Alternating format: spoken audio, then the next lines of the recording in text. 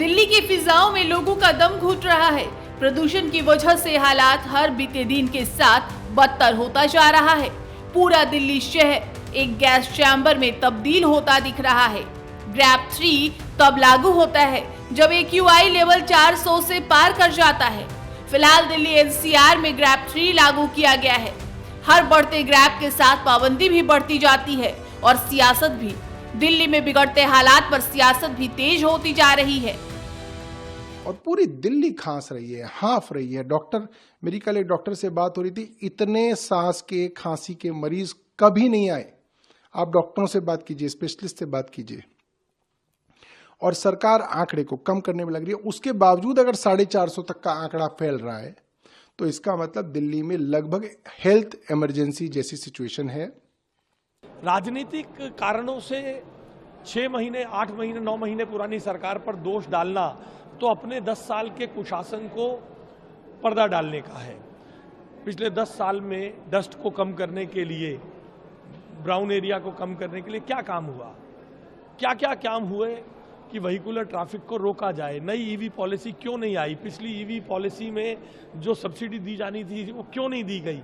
इन सब विषयों का जवाब देना है। वो आरोप लगाते रहे, हम जवाब देंगे, हम हल निकाल कर लाएंगे।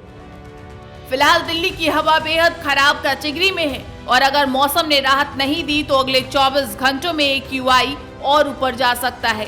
दिल्ली की मुख्यमंत्री रेखा गुप्ता ने इसे लेकर दिल्ली सचिवालय में बैठक की है। बैठक में प्रदूषण कम करने के लिए एक्शन प्लान पर गहराई से भी चर्चा हुई है। फर्क के तौर पर आसपास के राज्यों में पराली जलना भी है।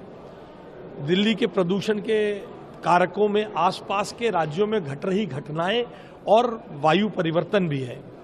इसके साथ साथ दिल्ली का डस्ट पॉल्यूशन, वेहिकुलर ट्रैफिक, इन सब विषयों पर इस मीटिंग में बहुत गहराई से चर्चा हुई है, बहुत गहनता से बात हुई है और हमारी सरकार इस बात के लिए प्रतिबद्ध है कि हम डस्ट को आने वाले समय में रोकें।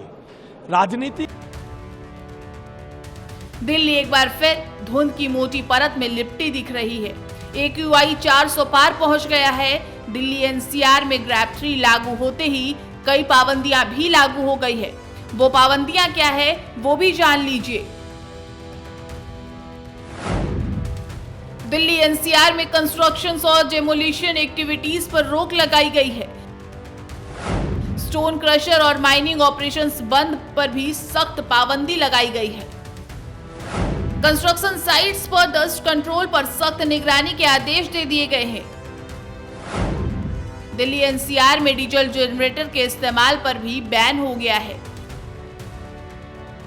दिल्ली में जैसे जैसे ठंड का मौसम बढ़ता जा रहा है, प्रदूषण की मार भी बढ़ती जा रही है।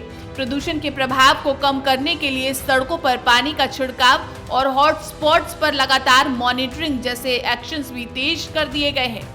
आने वाले कुछ घंटों में प्रदूषण के हालात पर नियंत्रण के लिए मौसम का मिजाज काफी अहम रहने वाला है। Bureau report, prime news.